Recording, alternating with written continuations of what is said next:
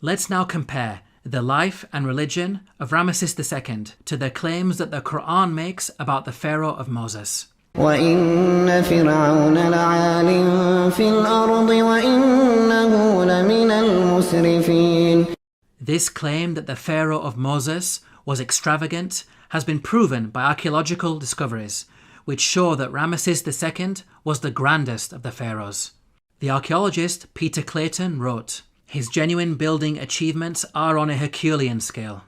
The archaeologist Eric Uphill wrote, "The palace of Ramesses was probably the vastest and most costly royal residence ever erected by the hand of man." The Egyptologist Kenneth Kitchen wrote, "Certainly, in his building works for the gods, Ramesses II surpassed not only the 18th dynasty, but every other period in Egyptian history." With regards to the religion of the Pharaoh of Moses, the Quran makes the following claim. فحشر فنادى فقال أنا ربكم الأعلى. The Quran states that the Pharaoh of Moses was arrogant, exalting himself to the position of God. Modern archaeological discoveries have proven this to be true. Ramesses II built the great temple at Abu Simbel to honour himself.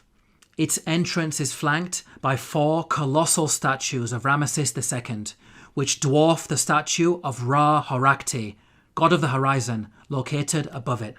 This temple also contains an image of Ramesses II making a sacrifice to his divine self.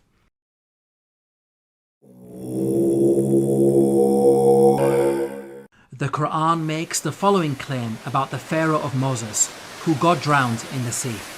فَالْيَوْمَ نُنَجِّيكَ بِبَدَنِكَ لِتَكُونَ لِمَنْ خَلْفَكَ آيَةً. We can see that the Quran explicitly states that the Pharaoh's body will be preserved as a sign for future generations. Note that the Quran never makes such a statement about any of the other destroyed nations that it discusses, typically stating that their abandoned buildings and ruins have been made signs for later generations. This claim about a body being preserved is unique to the Pharaoh of Moses. The body of Ramesses II was discovered by archaeologists in the year 1881 CE. The mummy has been on display in the Cairo Museum, and over the last century, it has been seen by millions of tourists from all over the world.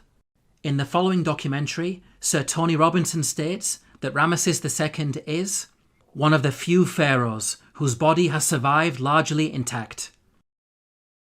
Just across the river from Luxor lies the famous Valley of the Kings, where Ramesses himself was buried. His mummy was discovered in 1881. One of the few pharaohs whose body has survived largely intact. Historically, priests had concealed his body in a secret location in the year 1000 BCE because of a problem with grave robbers. Nothing was known about his mummy in the intervening period of almost 3,000 years. At the time the Quran was revealed, the whereabouts and fate of Pharaoh's body was unknown. During the 3,000-year period in which the body was hidden, it could easily have been damaged or stolen. It may have even remained lost forever, locked away in its secret location, never to be rediscovered. If you think about it, these statements in the Quran are not only historically accurate, but also represent quite a bold prophecy.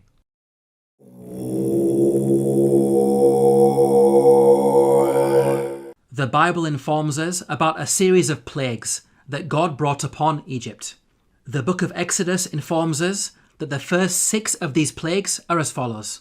First, the Nile was turned into blood. Second, masses of frogs. Third, swarms of mosquitoes. Fourth, swarms of flies. Fifth, the death of livestock. Sixth, boils on people and animals. Now at first glance, this series of plagues in the biblical narrative may seem random and unrelated.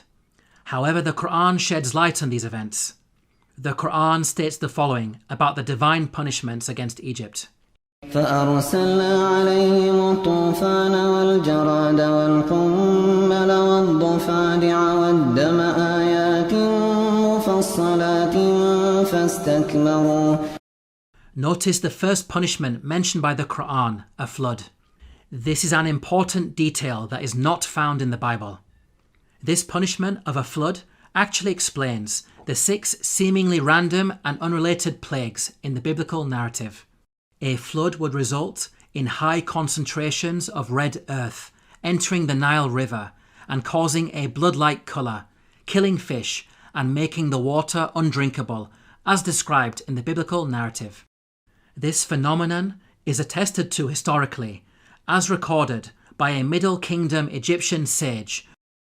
See, the river is blood. One shrinks from other people and thirsts for water. The rest of the biblical plagues are also easily explained as a consequence of the flood. Frogs, mentioned in plague number 2, are known to fill the land after Nile floods. The death of the frogs recorded in the biblical narrative can be caused by contamination of anthrax that was carried over from the rotting fish. Mosquitoes, mentioned in plague number 3, proliferate after Nile floods, as the pools of water left over from the flooding would have allowed them to overbreed. Swarms of flies, mentioned in plague number 4, would be brought about by the massive death of frogs on the land. The death of pasturing livestock, mentioned in plague number 5, can be explained by anthrax, as brought on the land by the frogs. The boils on humans and cattle, mentioned in plague number 6, may have been caused by bites. The stable fly in particular is infamous for its vicious biting of mammals. We can see that the Quran's mention of a flood easily explains the biblical plagues, which are not random as initially appears to be the case, but in fact a series of interrelated events.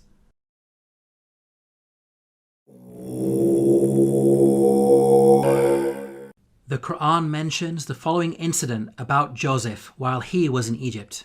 وشروه بثمن بخس دراهم معدودة وكانوا فيه من الزاهدين. Here the Quran states that Joseph was sold for a paltry price.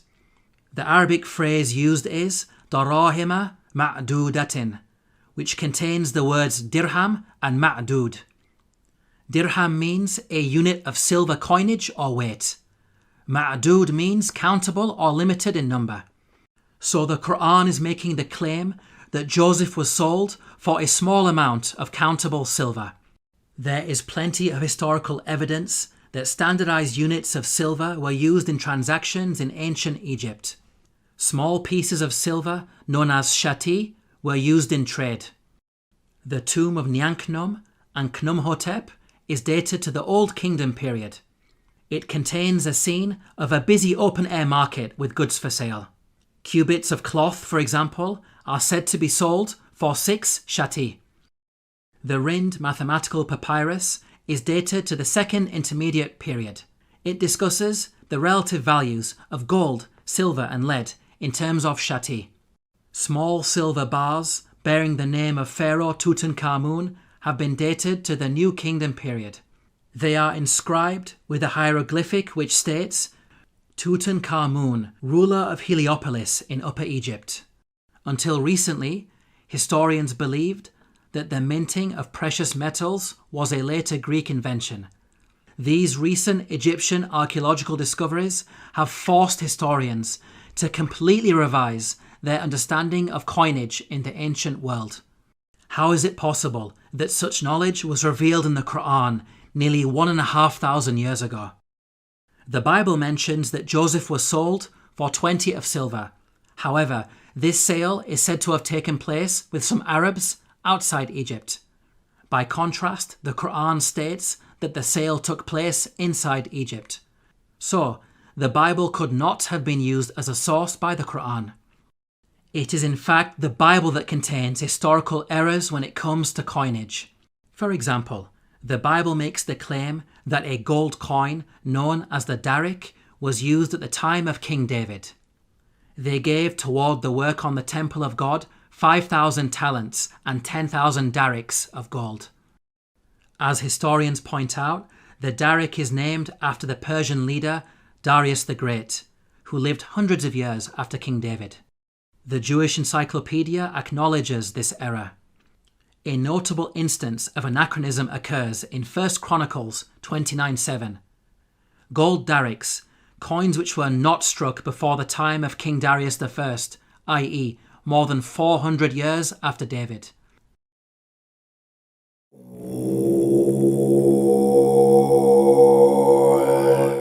The Quran narrates the following conversation between the Pharaoh of Moses and an individual referred to as Haman. وقال فرعون يا هامان ابن لي صرحا لعلي أبلغ أسباب السماوات فأطلع إلى إله موسى وإني لأظنه كاذبا. Here Pharaoh commanded Haman to build a tower that would allow him to reach the heavens. It's important to understand that Pharaoh's intention was not to literally scale a tower to reach the sky. Rather, it's a reference to the Egyptian belief that after death, the Pharaoh would ascend from earth to heaven, taking his place among the gods. As we covered earlier, the author of the Quran had an awareness of ancient pyramid texts that detailed such beliefs. Egyptian monuments housed the bodies of dead pharaohs. These monuments acted as a bridge between this world and the next. They were filled with religious writings that served as instructions to help the dead pharaoh ascend to the heavens.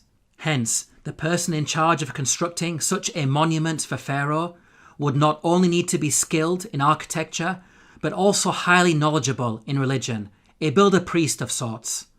Let's now turn to history to see if we can identify an individual known as Haman, who was both a builder and a priest. Earlier we concluded that Ramesses II was the pharaoh at the time of Moses, so we will focus on this time period. A block statue in the Egyptian Museum of Munich contains a biographical account of the life of a high priest named Baken Khonsu.